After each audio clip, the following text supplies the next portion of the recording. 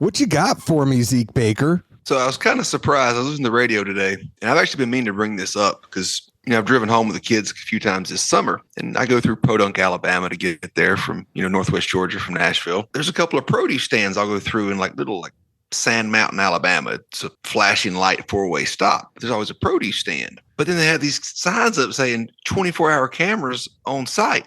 It's a produce stand. What's really going to go on here? What, somebody stole some apples or something? Come on. It's not that much money in the day. Well, tonight, coming home from the Y on the radio, they're talking about somebody, I think in Ohio or Illinois, some 67-year-old woman that literally was going up to a produce stand. And it was one of those on your honor, good faith kind of things.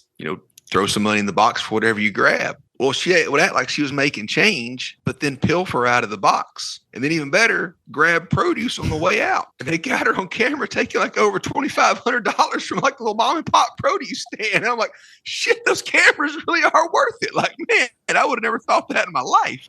What kind of person steals from a produce stand? Even better, 67. So she claims dementia. She never remembered being there, and then she couldn't drive. On the camera, she drives up and drives away every time she hit up the shop. I think Ambien would have been a better defense than, dementia. Always claim the Ambien defense. It just really looped in. All right, here's something I was going to bring up to John for the past 2 or 3 months. This story really hit the nail on the head. Come on, man. Don't be robbing a mom and pop produce shop.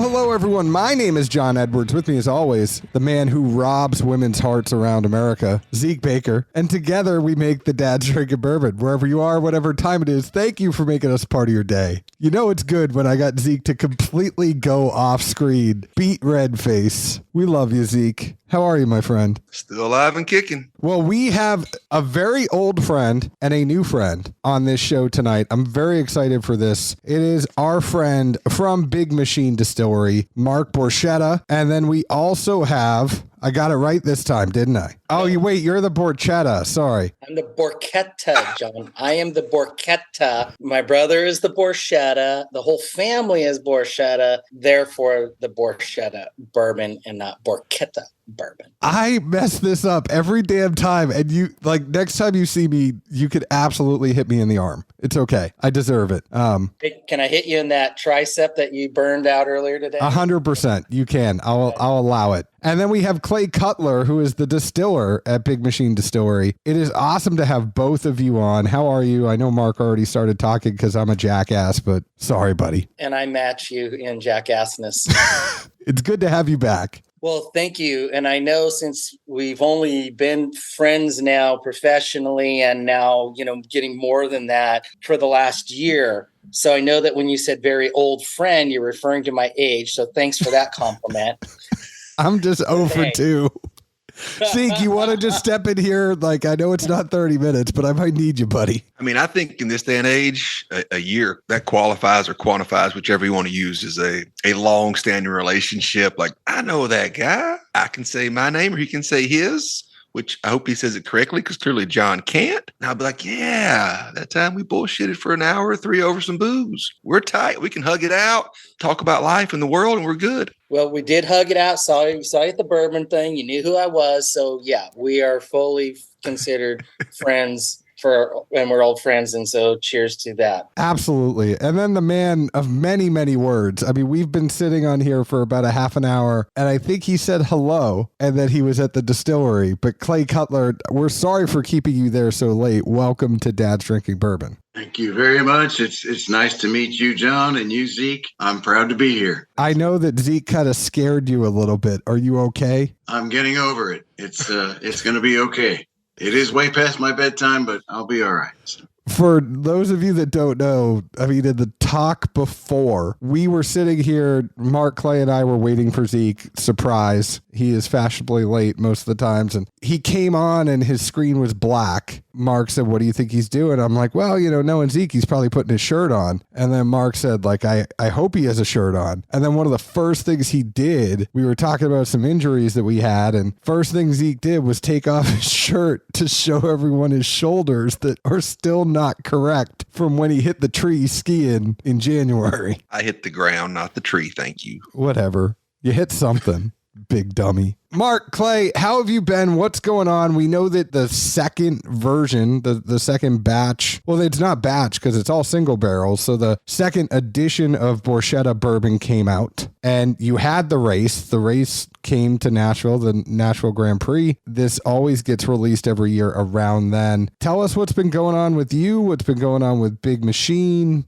Ton of good news. Well, last year when we did this, as some people may recall if they are fans of our bourbon, as you pointed out, took me a little bit to do this podcast to kind of relax with you guys because, when you come out with a bourbon that's a story, that's it's not just about the juice. It's not about our pedigree as brown spirits producers. It's about, hey, we think we're cool because we're race car people. My brother and I, we grew up racing since we were 10 years old. We've been fans of the legendary drivers in IndyCar, NASCAR, Formula One, since we were 7 years old. And we said, hey, how cool is this? We're sponsoring the Big Machine Music City Grand Prix IndyCar race here in Nashville. Let's do a bourbon tied to racing and let's put a race car on top of it. And then have the audacity, as I did, to say, I'm going to sell it for $300 a bottle retail. We knew we were going to be a little bit of a target, but what I had was the confidence in the juice that Clay's been making for 10 years, 11 years. And we left it at cask strength.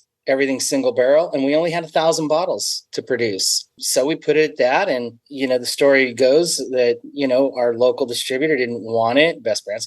And did I say that out loud? You need that cough more in there. Yes. Best Brands. They said it's not going to sell. And I said, well, it doesn't have to sell. We're fortunate enough. We'll just put it in our tasting rooms and, dole it out over the decades. And it sold out in 2 hours. And since then, we've been getting great accolades from people who have drunk it.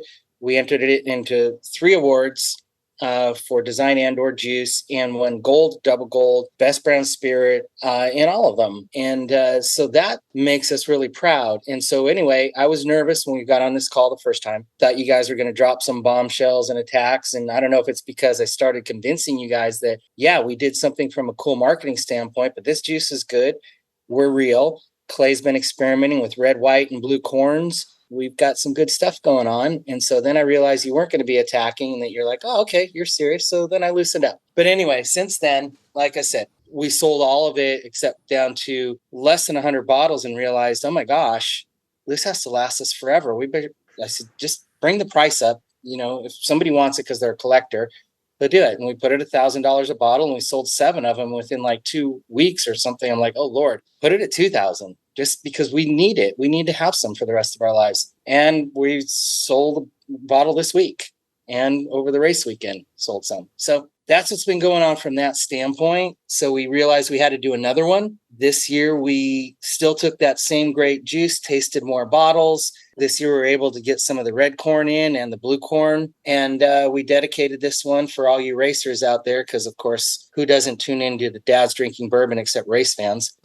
We went with the very first car to ever go over 200 miles an hour at Indianapolis Motor Speedway. And it was in 1972. And you say, okay, well, that's random. Why? Well, we actually own that car. So it's really neat to have a car that we own, driven by a family member of an iconic family that we've idolized since we were kids. So we decided to talk about our relationship with the Unser family, Al Unser Sr., Bobby Unser, and Al Unser Jr. And the bottle I'm holding here in front of us is signed by Al Unser Jr. and myself and my brother. I got to get Clay to sign the back of it at some point because there's room for one more signature. So we're thrilled. And this year we did 2,000 bottles, which is the most. I've told my brother I'm never going to do more than 2,000 bottles. And we opened it up to 2 other states. And again, the take was so fast on it. Everybody just grabbed it instantly. Well, the thing going back, I know you've been talking for a minute, going back, we knew you had a distillery, right? And we knew that, I was telling you this too before, that value is going to be what is the price that people are willing to pay for it.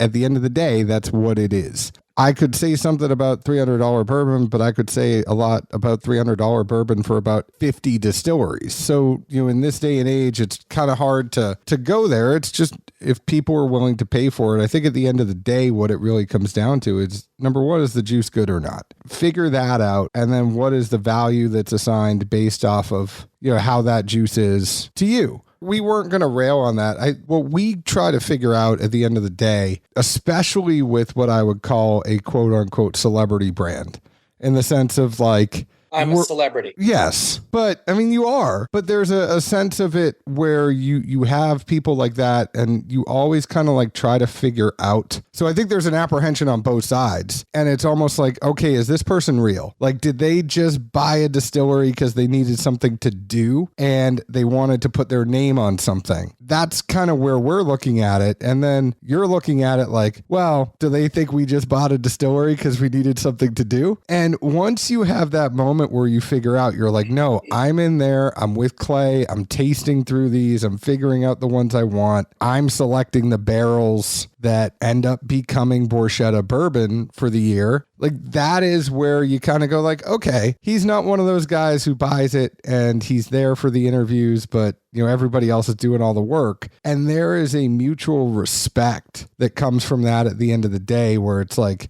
we look for people that are real and passionate about what they do. And if you haven't figured that out, like in the first episode, that Mark is real and he's passionate about the whiskey, all the other stuff, it's, there's no bombs. It's just like, I think that's the beautiful thing about whiskey, is like the people we've interviewed on the show. We've interviewed celebrities who have brands. We've interviewed, Joe Schmoes that are just trying to bootstrap it. And the bottom line is like, I've had celebrities where we literally cut out like a good 30 minutes of where it was like, all right, this is all off the record. What stores do you go to? What are you doing for this? Where are you finding this? And it's like, whiskey is this beautiful unifier for so many people. And I know I'm rambling on this, but I mean this all the time. And this is one of the best things I love about this podcast, is that whiskey is this great unifier. It doesn't matter who you are. It doesn't matter where you come from. If you're passionate about it and you enjoy it and you're knowledgeable about it, you got a bunch of friends. Doesn't matter if we've been friends for a year or 10 years, we're friends. Well, and I think the passion is great for me because you do have Clay. Again, when my brother bought the distillery in 2015, Clay had put his heart and soul into this, and he was a big fan of brown spirits. And initially, and I don't mind saying it, he was not a fan of me because my brother asked me to come in and help market, everything. And he had really quality spirits. Truly, we have some barrel aged gin that he was doing, plus his regular gin, and it's an American style, spicier, type of gin, citrusy, and not overly juniper, type of gin. He's got these moonshines he was making, and everything he made was great. But I put all that on the back burner from a real big growth standpoint to bring in, the financial stability into the company. And we talked for a while, and then he'd say, when are we going to do brown? And I said, I want to make sure we have a story.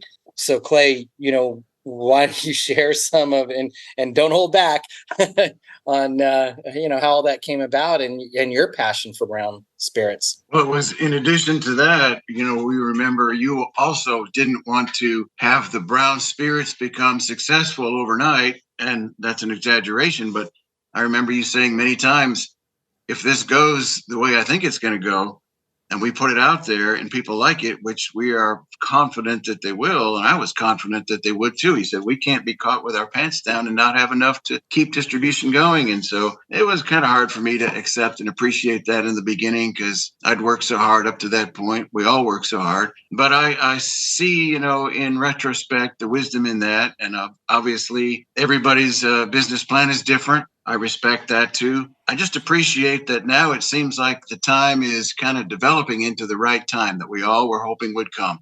We've got the clear spirits. We've got the Borchetta vodka that leads the way. That was your plan all along. And as we open up new territories, which is your job, and you're doing it, here we are now with some states that are looking at the Clayton James and the Borchetta bourbons and the bourbons and the spirits that we will have to come. And I'll tell you, that warms my heart. It's thrilling.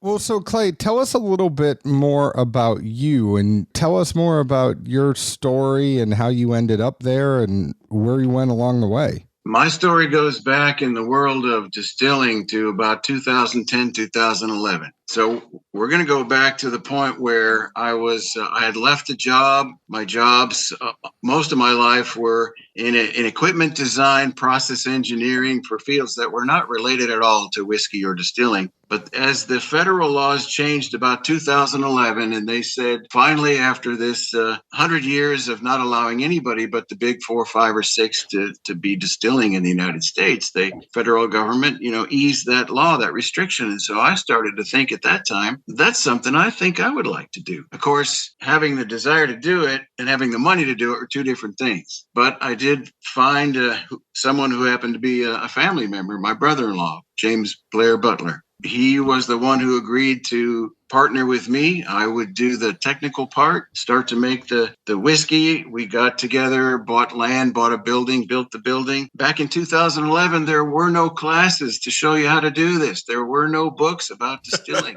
It's a whole different world now. You can really like you said once earlier today, you can see anything you want to see on YouTube, and half of that stuff is pretty decent. But at that point, you had to figure it all out yourself. So we did that. We got it going. Spent the whole year of 2011 getting permits, getting this place built. By the first day of 2012, we were distilling. I had a consultant that I found in Kentucky, brought him down. We started with moonshine. A couple of years went by, kind of elevated myself through learning to a new level. And I realized I had a lot more questions now than I even knew I could ask 3 or 4 years ago. So at that point, I happened to stumble on Dave Pickerel at a trade show, and master distiller at Maker's Mark. And he and Nicole Austin were paired together, and they were kind of mentoring and helping some distilleries. And it turned out that we formed a relationship, and Dave visited here in Linville 2 or 3 times, and every time he came, he would take me to the next level. Over the months in between, I would learn some things. I got a whole new set of questions, and I will never forget how important he was to this distilling journey. Because when Dave would come after being gone for 6 months or a year, and he'd taste some of the things I had made, and he'd say something like, "Hey, I'm liking that." And I remember how my heart would just sing when I'm thinking, "Oh man, I'm doing something right," And then we'd talk and we'd spend the day and make a plan. And then he'd go to the still and he'd look and he'd turn to me and say, "Hey, can we play?" And I'd say, "Man, do whatever you want to do." And he'd say, "Let's make it rain," and we'd just do all different things with the reflux and the action of the still. So I really appreciated that aspect of it. My wife got kind of ill in 2015 and 16. She's a cancer survivor. She's okay now. But that was a junction in my life where when Mark came along and Scott, it was good timing. So we had the change of ownership of the distillery about then. And we've just discussed now that took us in a little bit of a different direction. But I'm happy with where we are now. I'm happy with the spirits that we created back then, which we're kind of seeing the fruits of now. Those are spirits we laid down in the very beginning. And so I like where we're going. I like also that Mark is open to the world of experimentation, trying new things. We're not simply driven by what we think will sell. We're driven by what Mark likes, what I like, and what we as a company all together think is good. And that's what I like about working for a Big Machine Distillery. I really do. That's a hell of a story. There's a lot to unpack there. I think, it is very interesting for the people that do know the history of distilling in Tennessee that, Prohibition was not done until, 2011, 2012, even 2013 in some counties. And, Tennessee had to go county by county in order to get that fixed. There are still counties. Lynchburg is still a dry county, y'all. Jack Daniels, where Jack Daniels is made, is a dry county. I'm kind of interested because there are things, 2011, yeah, it seems like a long time ago, and it was, but there were still tools. The internet was still there. There still were some distilling books. I know you said you had to figure it out and you got a consultant and all that stuff, but where'd you even go in the beginning? You're like, okay, I'm going to do this. Where'd you go for parts? What still did you use? Walk me through that process. It was a lot of who do you know? And trade shows was the big point of contact back then. So we would go to the craft spirits or to ADA, and you talk from booth to booth to booth. Who do you know that can help us with this? And just by word of mouth, and also by just making phone calls, we found out people who knew this guy, who knew that guy. Give him a call. I made a lot of calls where the guy would say, yeah, I know what you're looking for, but I'm not the guy. I don't do that. I have that knowledge about what you need, but instead of me, try this guy or try that guy. A lot of times I'd have to call 5 or 6 people to find somebody willing to share something, even for money, to come up here and help. So it was a lot of that. And that yielded some pretty good results. A really good find, of course, was discovering after some research, looking at some German stills and some other stills, that Vendome was right there in Louisville. And we made good friends with the staff up there and the crew up there, and Gordon Long helped us, really helped us with the design, because we designed a couple stills up there, so they're unique to the world. Vendome was an excellent partner, still is for us. That was a big step in the right direction. Everybody talks about now it's like a 2-3 year wait for Vendome, but back then, it was still like a 6 to 8 month wait, right? Exactly that, 6 to 8 months. Yeah. You couldn't do any better. You had the choice of either taking it or leaving it. So, of course, where do you go? And I wanted the powerful American design, American built powerhouse solid copper pot still. That's what we were after. We've never looked back from that. These stills are workhorses, work every day here in the distillery. We're very happy with that. I don't think we would have been happy with some other choices. When you were first figuring it out, because you hadn't distilled before, this was a new career for you. What did you think about mash bills? Did you try a whole bunch of different ones? And are those mash bills the ones that have kind of carried over into Borchetta and Big Machine now? The mash bills that I tried, I'm not ashamed to say I'm modeled after my knowledge of the Maker's Mark product, because I like a wheated bourbon. So I wanted that to be a little bit forward in this mash bill. And yeah, we tried a lot of versions of the mash bill that we have now, but we finally settled after some tweaking of about 6 months on the 74-13-13 mash bill that we use. That's 74% corn, 13% malted barley, 13% hard red winter wheat. And I started this, and this is just hypothetically, a man would have to start distilling in his house on a very small scale. And of course, that was illegal then and it's illegal now. So this is just hypothetical, but you could start in your own kitchen with a 5 liter, which is a little more than 1 gallon, internet alembic still. And just don't use it on your wife's glass top stove, because you can ruin it. And I know that. How do you know that, Clay?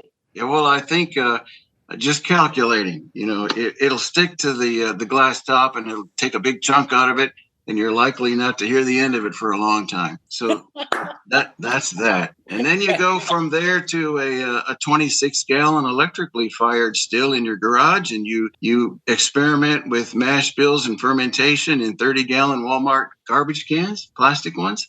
You go from there to take that huge plunge to go to Vendome and order a 500-gallon pot still of your design, and try not to look back. So that's how you might do that if you wanted to get into the business of distilling. But the plumbing, that was everything. That was what I used to do, was design processes and equipment. So I designed all the plumbing here, but for the steam lines and the pressure vessels, I had to hire somebody. But everything else, we did it here, sweat of our own backs. I'm going to go out on a limb and guess that somewhere that glass stovetop probably never got completely left the house or the property. I'm sure the stove got replaced, but I feel like the top is still somewhere just as a memory, maybe, or hypothetically, It maintains an honored position in both the history of this distillery, and my wife uses it from time to time as a very powerful bargaining chip, in certain discussions that we have. Oh, that's great. That's one of the best things I've heard in a long time. I love how you're going to be like, listen, it's been like 15 years. You're still going to bring this up? Like that one time, damn it.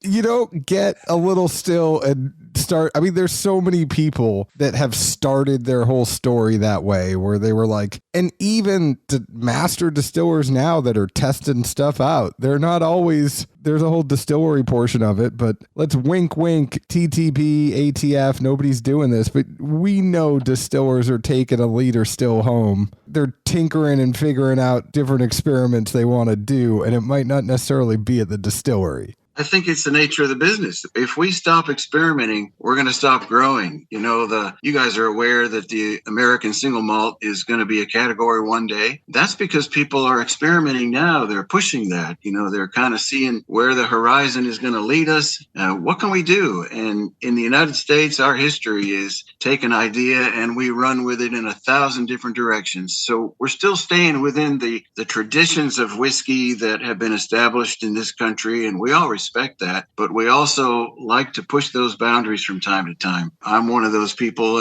who agrees with doing that. I enjoy doing that. I enjoy seeing what can happen that's new and different. Sometimes you find something that everybody else enjoys too, and I like seeing where that goes. Well, and literally, I mean, it keeps the juices flowing. I mean, there's nothing on both sides of the coin. Exactly. There's nothing like, opening up a barrel that's been for 5, 6, or 7 years in the making. And yeah, you may have sampled that all along, but there's still that excitement of opening it up and getting that first nose and that first sip and seeing what you've got and seeing if what you thought was going to happen happened. And, Mark does that regularly. We've got barrels that got 10 and 15 spiles in there from Mark saying, I want to sample that barrel again.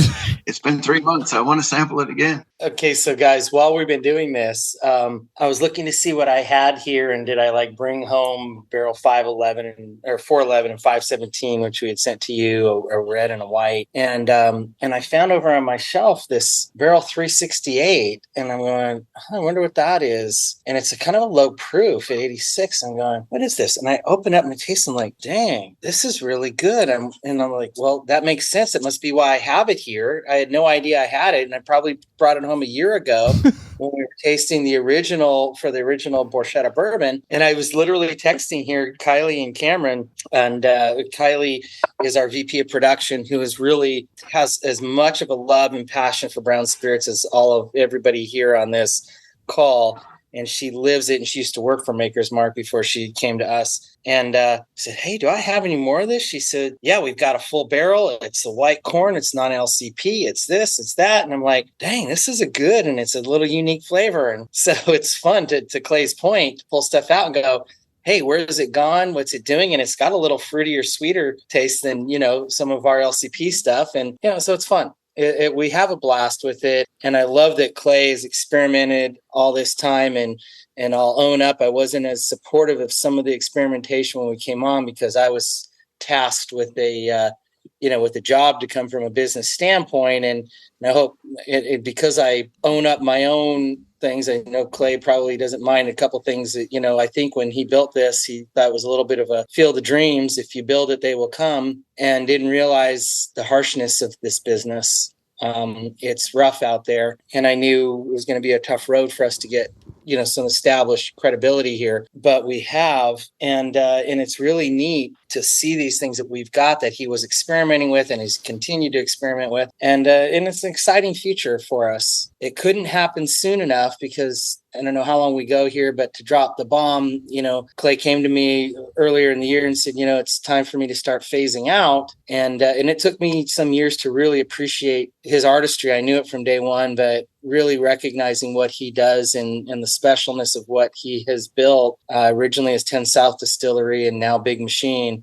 So he's cut back his time here, and as of the new year, he says that he's going to say goodbye. But it's so great to have something really special that has hit the market to allow us to be on podcasts and things like this and get some recognition. And I keep telling him there's no way we're fully letting him go, that we're still going to keep him on as a consultant and make up all these excuses as to why. But it's really neat. The romance of a brown spirit right now is super cool with the bourbons. And it's really exciting and special time for us to be doing this. And that Clay gets to see the fruits of some of his blood, sweat, and tears that he's put into this. As soon as he tears up another appliance, I think the consultant role is going to look a little more advantageous. Maybe not a ton of hours, but you know what? I need a reason to get out of here from time to time. Can you call or text me and say you really, really need something about this time of the day or the week? And you know what? We're good, man. We are really good. I mean, he might not even be paying you consulting money. You might be paying him to call the phone at a certain time. No, he might pay me to do it. That's what I'm saying. He might listen, I just need you, bud. I'll come down there. I'll just pretend I did something. But no, I mean, I think in the sense, the consulting thing, I don't know if you're even considering this, Clay, but you got to, because you're going to get bored. You're going to sit there. Everybody says retirement's going to be oh so great, but even if you go one day a week, gives you something to do. I probably agree with most of that. You look forward to retiring your whole life, but when you stand right on the threshold of walking through that door, it's terrifying, man. You don't know. You're right. You may be. It may not be what you think. I'm looking forward to that in both regards. I do want to keep a foot in here, and I enjoy working with the other distillers here and the other people on this staff at all three locations, and I would miss that. So at least for that beginning time, we're gonna stay in touch and make something work that works for everybody. One thing you mentioned that I definitely wanted to touch on as well was kind of the experimentation with the corn varietals. And I think I picked up earlier when we were talking about the two different samples we have here as far as the 517 and the 411, red and blue or white and blue. And wheat. They're messing with the wheat too, buddy. Well, I know, but I feel like the corn was the big thing that was mentioned first, at least. So I was trying to at least keep somewhat of a direction here, not go completely off the rails. But all that being said, how much have you kind of, decided on or really found all right, I'll still tinker some, but these one or two are really my bread and butter, or is it still just kind of an open playing field? I'll let Clay get to the deep part of it because this was his this is totally his genesis, if we want to say it. When I tasted some of these out of the still, I absolutely fell in love with a red corn bourbon. I mean, and I still want to do a white dog with it. And I had my state portfolio manager from Florida up here with RNDC a couple of weeks ago, and we had some of that being distilled while he was here. And I said, dip your fingers into this, and we had the hearts going, and he's like, oh my God, are you kidding me? And I'm like, yep, that was my response. And so that's really fun. But I'll let Clay talk about why, where, and how, and what he feels. What I enjoy is the response just like that. When I hear how Mark feels about red corn, I don't feel that way personally about red corn, but I am thrilled to hear somebody else find that is something they really, really enjoy. The blue corn, the same. Those are the three main corns that we experimented with. We've always stuck with the open pollinated non-GMO white corn. That's just grown 2 miles from here. Good relationship with that. Good success with, I think, the spirits that we make with it. I think and that's Mark's department now, is kind of to choose what he likes and what he thinks we can do something with, whether red, white, or blue. I'm happy to keep making it. But as you guys know, we live 4 or 5 years in the future. So those decisions that are made today and tomorrow, or this fall's harvest for the corn, next spring's planting for the corn, we won't see the results of that for 5, 6, 7 years. And a lot of careful consideration that goes into decisions like that. So that's why I leave them to Mark. And you might even get some 4th of July type bourbon where you have a little bit of red, white, and blue. The idea, I think, has come up in this distillery. Yeah. Mark's the marketing guy, so you can see him nodding, there's possibilities there. I'm not surprised. It's just getting the right percentages. It might be sooner than you think, and I'm excited to share some stuff with Clay next week if this other project comes to fruition. Nice. And on the gins, are those, I guess, obviously not probably the same mash bill you're using for the bourbon, but are you using, a lot of the similar grains, et cetera, when you make those through the still? Gin it's a corn-based spirit, but that's where the similarity ends. And so that is 9 botanicals and different process, different column. We use some of those botanicals by soaking or maceration. Others go in the gin basket. There was a gin basket that Vendome called us and said somebody ordered a gin basket and they failed to come and take possession of it. We can make you a really good deal. Do you want it? And I kind of hesitated and I said, sure. And I'm glad we did, because we made some modifications to that. So we kind of improved the function of it. But I think we're happy with the having a gin product in this world. And here's just a quick story I think is funny. We have you got time for that? I mean, heck yeah, we do. If we don't like it, you can always cut it out. But our tasting room girl was very Southern. She would tell. She always told customers there's 9 botanicals in the gin. And I heard her one day talking to this couple from up north, and they said, well, what's in it? And she said, well, there's non-botanicals in it. And this guy from up north looked at his wife and he said, well, what's a non-botanical? And, obviously she said, well, I had to walk out the door at that point because I was laughing so hard, and I say that to people now, but that's just kind of a funny gin story, I think. But you told it better last week. We'll have to retell it better later in this podcast. Oh, okay.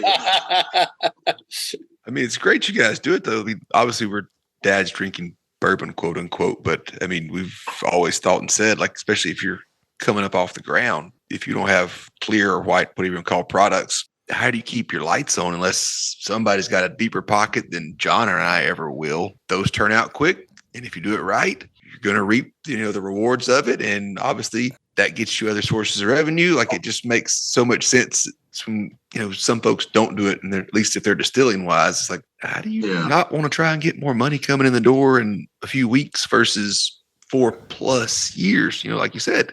Like, how about you work towards getting in the black, right? Like, work towards getting in the black from the beginning instead of like, hey, we're going to be in the red for 5 years. And plus, Zeke, I do have to just jump in because I wanted to say it before Mark said it. But if you're not making those clear spirits, you're not making like spiked juice packs. That's their bread and butter. You think like this bourbon stuff is great, but that Big Machine vodka, the spiked, get spiked, whatever it is, like spiked coolers. Yeah, that is the number one seller out of everything. Yeah, what happened was I started pushing the vodka through, which did lead very well because Clay and my brother came up before I was involved with the distillery. The two of them, when Scott bought the distillery, came up with the idea of doing a Big Machine bourbon to go along with the very successful record label that Scott built. Some biggest artists in the world, Tim McGraw, Rascal Flatts, Thomas Rhett, and Sheryl Crow, and these days even with Justin Bieber and the whole Ariana Grande and all them. So he said, I want something that is,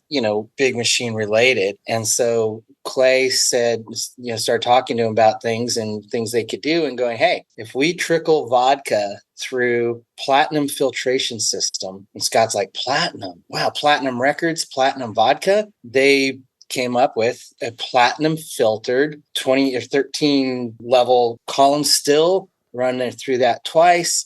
For purifying and smoothing out this vodka, we have something really cool. And when I came on board, the first thing I did is said, okay, this vodka is going to work because it's many times distilled, platinum filtered. I said, just tell people it's the smoothest tasting vodka, period. And that was literally the first day that I came to Nashville. I said, make little cards that say that. And they're like, you can't taste smooth. That smooth is not a taste. I said, you need cigarette advertising lessons from the 70s. Don't talk to me about what use good grammar or good taste. And I see Zeke laughing his butt off back there. He knows what I'm talking about. And so I said, but anyway, in 3 months, somebody's going to attack us and we're going to have to not use that slogan anyway. Well, multiple gold awards, double gold awards, silver awards later, after 4 years, 5 years, we're still known as the smoothest tasting vodka, period. It's a great product, and that starts to pay the bills. Well, then COVID hits, and all of a sudden it's like, well, I want something even a little more disruptive than a platinum filtered vodka because that's such a crowded space. Every celebrity out there was doing a vodka. And so then he said, all right, let's experiment with pouches and take Big Machine vodka, put it into a pouch with some fruit juices, real fruit juice, no artificial sweeteners, nothing fake about it, and over 1 million pouches within just over a year in like 4 states. And so that's growing huge. And that does lead our commerce venture.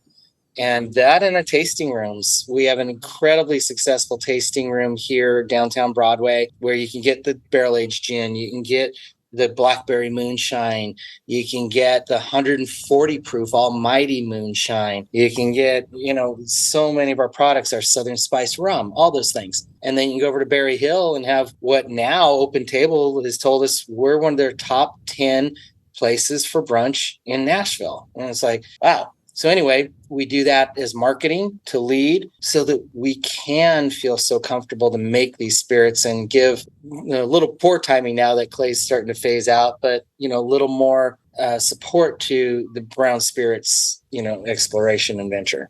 But yes. Before we forget, I'll go ahead and give a big shout out to Aaron Thompson. I know he's selling a ton of those pouches for you guys. Aaron's great. He takes so good care of John and I, and always has. So I get it. I'm gonna get the plug in now. Hopefully listens at some point. But either way, honestly, wait, how many Borchetta bourbons there you got stuffed away in your back pockets that Aaron gave you that I didn't know about? None. I can't really talk about things, but Aaron is a great guy, is all I will ever say about Aaron. All I know is that I took one for the team, and I said I'd rather us have 2 samples instead of an actual single bottle. I said, let's do 2 samples and let's not be greedy. They don't have to be, full bottle samples. Zeke's over there getting a closet full of Borchetta bourbon. Like, something doesn't seem right here to me, Zeke. I didn't confirm or deny anything. I just wanted to make sure we gave a shout out to Aaron Thompson again. Small world, small family and friends in this whole industry. And he takes wonderful care of us. So I did not want to miss that part.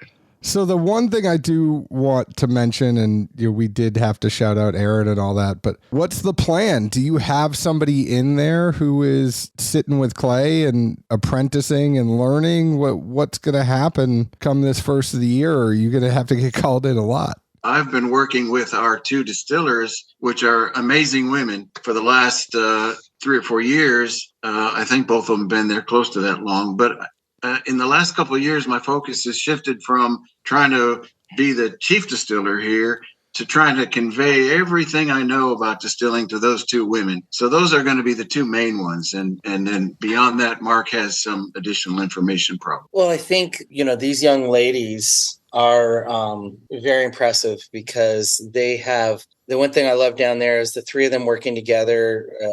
Clay knows I have these strange formulas I live by, and one of them happens to have a lot to do with ego. And when you can get your ego out of the way, you have so much opportunity to work well together, to allow all of your talents and beautiful hearts and everything to come together.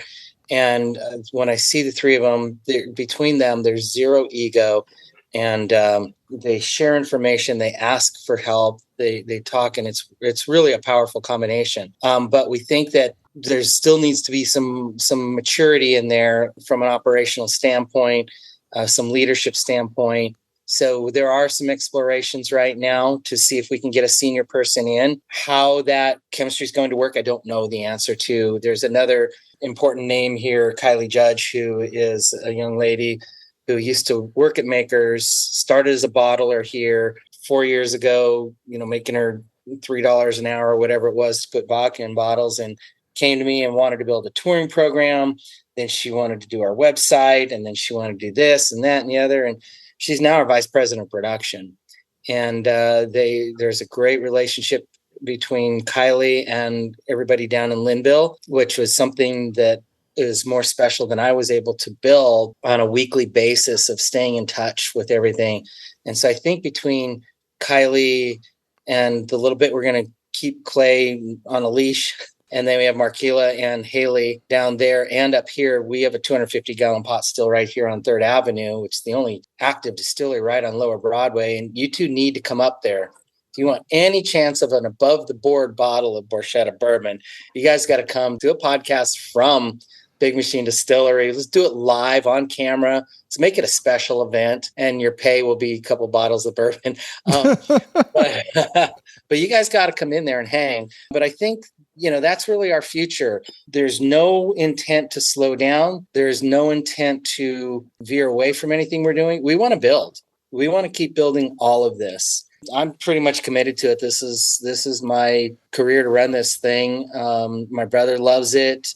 He loves what we're doing together here with me and the team. And, I think that Kylie loves spirits as much as Clay and does and lives it. And so I think that we've got a good little culture here to build it. Yeah, that was one of the questions I had, was expansion of the line, and as far as branding, more mainstream distribution, like what the, I guess, short, middle, and kind of long term, I guess, goals or expectations are currently. What a time to ask. I mean, I didn't mean to hit you too hard, but it was on the paper, so I had to throw it out there. Distribution right now is brutal.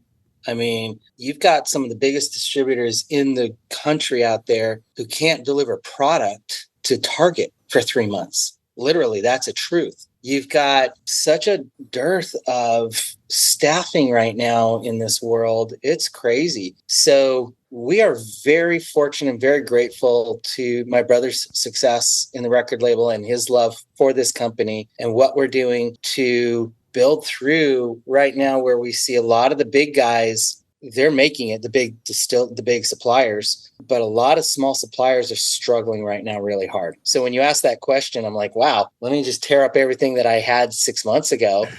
And, we can't get bottles. You can't, shipping costs are just killing us. And we were one of the last to really look at pricing, because if we were going to go right alongside or, ahead of the big guys with raising our prices, they're going to kick us out. But now everybody has raised prices. And so what we do now is go, all right, we're surviving this craziness to a degree, but our goal is I want to be one of the biggest suppliers out there. I really do. Now, can we produce that much brown juice? No, we will have to partner up ultimately, but we have standards and we can produce a good amount of juice. But we want to be really big with the pouches, and we have some more creative things coming there. And with the spike coolers, we want our vodka to be one of the most popular vodkas out there. And then we want our brown spirits to always be appreciated for its quality and, just the fact that we can't make that much of it. Will we do a mingled, in a higher quantity? Yeah, at some point. But I always want the bourbon to be never more than 2,000 bottles a year, period. Just because, number one, my esophagus is destroyed after I have to taste like 75 to 100 barrels within like 2 to 3 months because Kylie's there going, and Cameron's up there, my executive assistant, who is just key to this operation as well. We're sitting up there till 10 o'clock at night, some nights, just tasting these things. And I'm like, okay, I think I like this one, I know a guy. Yeah. There's 2 people that will help you if you ever need that. So just keep that in your back pocket for next year. Guys, I'll cut you off. I'm telling you what, you want to come to Hang It Third and we do this, we'll have some fun with that stuff. Let you guys, in on some of this single barrel tasting, taste right out of the barrels. Let's, we'll have some fun. You guys are great. Let's pick Borchetta bourbon for next year. We're with you. You can pick a couple barrels with me. You can pick a couple barrels with me. He said tasting, not picking, John. Come on. Oh, okay. Well, we can taste while he picks. That's fine too. We'll just be there encouraging you. We'll be cheerleaders. I don't know if I told you guys, but last year, Kylie comes to me and with Cameron, they're going, so the 150 proof barrel that you chose. And I'm like, no, stop, guys. I did not choose 150 proof barrel. She goes, yeah, you liked barrel, blah, blah, blah. I don't remember what it is. And it's 148.8 proof. I said, bring it up to me. I said, let me taste it right now. I said, we're out of the sample. I said, send it up from Linville, and I want to blind taste it with these other things. And I always blind taste with other product. And I say, okay, wow, I'm going to say this is ours. This is so-and-so's. This is that. And I may not be any good. You may hate what I like. And I may say it's got, caramel with essence of rosebud and 3% of whatever eucalyptus. And you go, you're nuts. But 6 months later, I'll taste something and I'm going to go, hey, I think I got some eucalyptus hint there and some not rose petals, but like essence of rose blossom or something. And they're like, you're whacked because you said rose blossom, 6 months ago on this and eucalyptus or whatever. So I do have a consistent palate. But anyway, so all of that said, yeah, I got lost there on that one. Sorry, it's my fault. I'll take that hit. No, but tasting these things, well, I don't know. We'll throw that all out. And if there was something there later, you can use it. But 148.8 proof. They said you chose 148.8 proof barrel. And we blind tasted it. And I'm going, none of these is 148.8.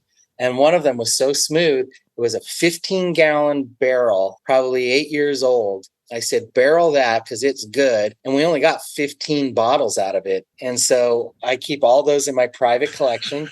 And I've given out one to a very special friend. You know? That's awesome. So anyway, my throat is destroyed after a couple of months of doing all this. And you guys I would love it if you guys want to come up and join one day and just do it live and go, hey, we're tasting this. And it'd be a blast. For sure. Definitely down. Well, that'll be one of the days that we pay Clay or Clay pays me to get out of the house and come be with us. We'll all do it together with Kylie and Cameron taking their notes and dishing out the stuff to me. And I do have to say, I know we are coming to time. Clay is tired. Yeah, past my bedtime. Clay is very tired, but I do want to mention, we don't have to go in specific. Zeke, if there's specifics you want to say about this, just appreciate the pours. I don't want to go through this podcast and say that I did not drink this Borchetta bourbon, the number 411 and 517. I think I like them both. They're both definitely there. 411, I think for me, it was my favorite over 517. I don't know how you felt, Zeke, but they both were pretty good. I would have guessed that about you. I figured you would have. No, I mean, obviously folks won't be able to see that we've been sipping and tasting, among other things, and having a good time here tonight. My quick notes for 411, the Raisinets was the first thing that popped in my head. Yeah. Very unique to me for bourbon, but I mean, it popped in my head and I couldn't break away from it. But it was just very chocolatey with just a dark fruit component to it. I thought it had a really fair singe. It wasn't overpowering, but there was a really good singe to it. And like the only tweak, I guess I would say I have was that the singe just slightly seemed to beat out the flavors on the finish. But again, that's being very like nitpicky. So I'll give it that it's due. For 517, I thought, especially compared like to 411, it really reminded me of just straight up like honey grams. My daughter's big on eating those things right now. Could be a fresh flavor on my palate, but literally it was just very honeygram-ish, lighter fruits and a lighter singe. Also a little bit thinner, but the profile, I mean, I could sit there with that and just smile at you guys all day and be like, whatever you offered me. No, I'm good. I'm going to hold on to what's in my hand. Y'all keep passing the other ones around. I'm good here with Mr. 517. I did also note, though, that like I feel like in this day and age, we use the term, I think everybody does, craft feel gets thrown out a lot, or like sawdusty. Other terms, especially using a high corn mash bill. And if you're trying different varietals that people aren't familiar with, or however they come off the still may not be the best for that particular grain.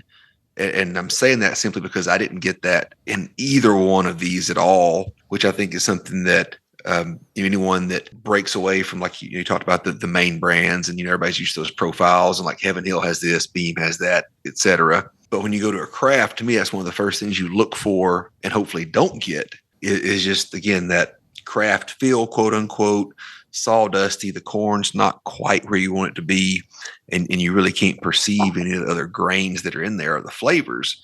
And again, I don't get that at all. And to me, that was the most exceptional point of both products. Yeah, they were good. That's what Cameron would do. Yeah, I like this one. Oh, great, Cameron. Clay and I, or Kylie, the three of us will have our list of notes as well. And I have milk chocolate written down. So maybe there's your Raisinets thing.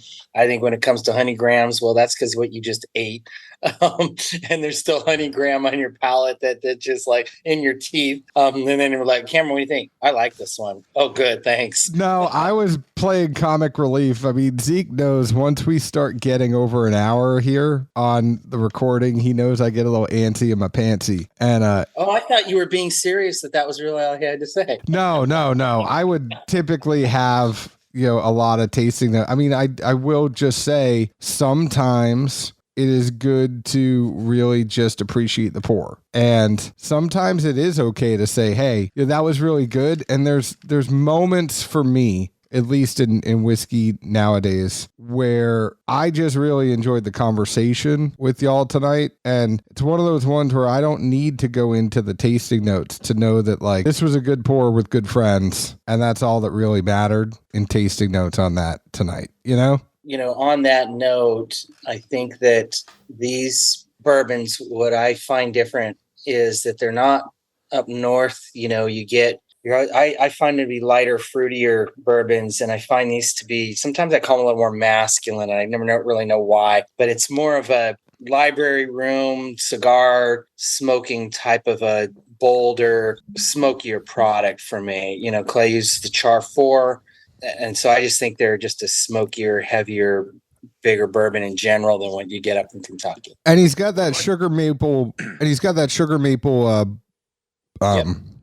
you know, charcoal. The other thing about it is I would say where it really dips in, you get some fruits and you get some of the normal tasting notes, but if you want me to be specific, because I do, it's mid palate. So it's right kind of when it dips down and it's going through your mouth and it gets mid palate, there is this smokiness to it with a little bit of oak and a little bit of leather that really kicks in. And I think that's why you're saying masculine, right? Because those are typically things like, this is my test, and it's not anything that's sexist or anything like that. It's the candle test. If somebody's telling you that those notes are going to be in a masculine candle, like that is sold at a men's store, and it's stuff like that, that is everything that hits me mid palate. Not sandalwood, but like, you know, it's the oak, it's leather, it's smokiness, it's stuff that you would associate with men's candles. That dips down, and not in a crafty way, right? And there's plenty of people, Zeke was mentioning it,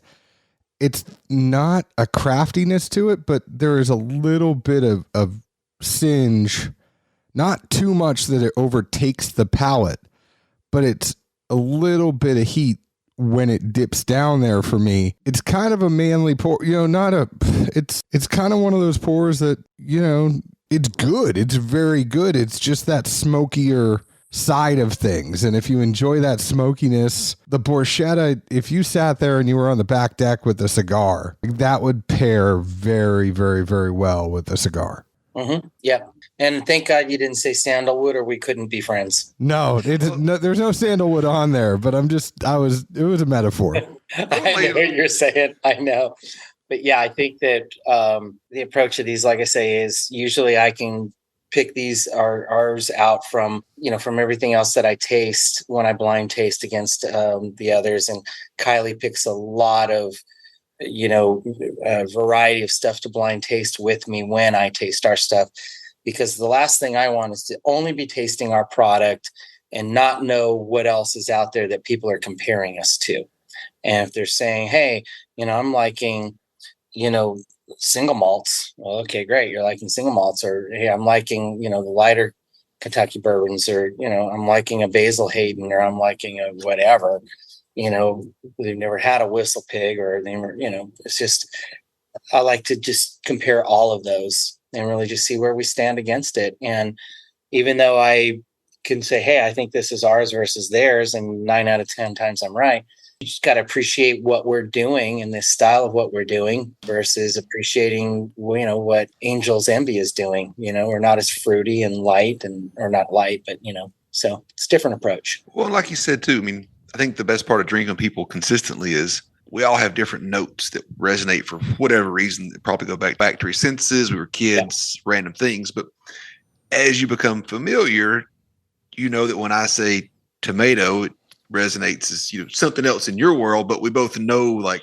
that's what this flavor is. That's what they're getting. That's what I'm getting. And then we can, you know, then you can all like synergize and lock it in. Like literally when John said 411 was his favorite, I'm like, saw it coming completely, but we obviously drink all the time. So we get each other. And it's, again, there's never a right or wrong. It's just funny, like to pick up the nuances so that when you try something like, oh, you're going to love this. It's not necessarily my favorite, but man, like go buy a case right now because this is your jam. Like that's, to me, that's the best part. Well, and when you say tomato, of course, I hear tomato. So Okay, I had to be that bad. You laid that one up. What I remember from, my palate, I learned early on, I was just, kind of graced with a consistent palate.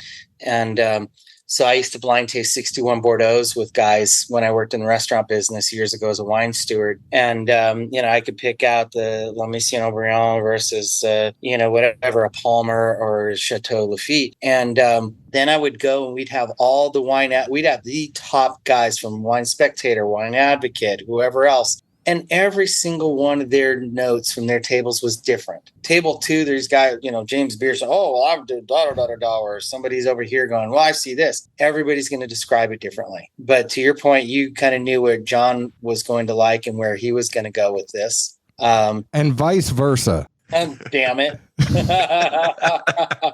He knew, Zeke. Don't think you've got a leg up on John. Oh, no. But no, that's the fun, though. Like, I mean, I love that more than anything. Shit, we've been doing this since 2016. If I don't know what he's going to like and he doesn't know what I'm going to like, then we should just quit. Exactly right. Exactly. And no, I mean, again, everybody's going to have their own preference. Everybody's going to have their own description. It's an enigma. Ultimately, the great thing is that right now there's a huge romance for brown spirits, and especially the word bourbon, which is amazing for us. I wore this Borchetta bourbon hat down to Aruba at the Ritz-Carlton a couple months back. And man, I was stopped 3 times a day. What's that bourbon? I'm a bourbon collector. What's that bourbon? I'm a bourbon collector. I've interviewed and happened to hire, for a GM and an executive chef, or not executive chef, a GM. And then somebody else I was talking to today. And he's like, oh, I've got 146 bottles of bourbon at home. I'm like, da-da-da-da-da. I'm like, dang, I'm just glad we're on this gravy train because I'm sorry. It's a romance and I don't know how long I hope it lasts forever.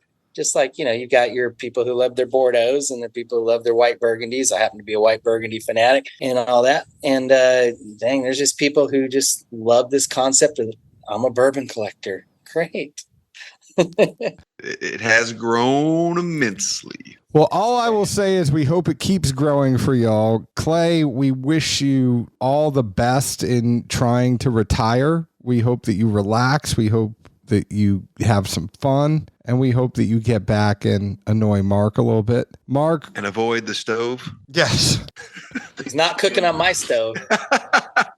I can guarantee I can accomplish all those things early next year. Yes. Mark, it's a pleasure having you on as always. To Cameron, just a shout out. Thank you for everything, even though you're there, black screen, muted, just babysitting us. We appreciate you more than you know. And folks, go ahead and find us on Facebook at Dad's Drinking Bourbon, Twitter at Bourbon Dads, Instagram at Dad's Drinking Bourbon.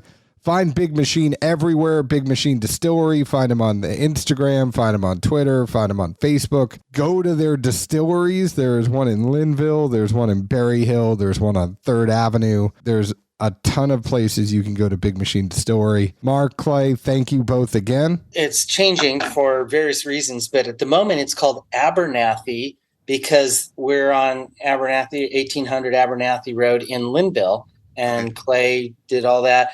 He did great jobs with all his labels. They're just so great looking. And so he put the Tennessee State Mockingbird on here and stuff. But we will be changing it. But at the moment, it is Abernathy Gin, and it is good. I can't wait for you guys to come to 3rd Ave, have a blast, and you'll taste this stuff. And it's great. Mark. Will do. Yeah. Sorry. I won't do that to everyone. Zeke, where else can the folks find us? Good old Nashville, Tennessee. Cheers. Thank you guys so much. Thank you guys. Honestly, the great product. Clay, you've done wonders. Many, many smaller craft places, we don't mind saying like, you missed the mark. So I'm going to cut you off there. I don't know where the hell you're going with this. Bye. You're drinking more than me. What?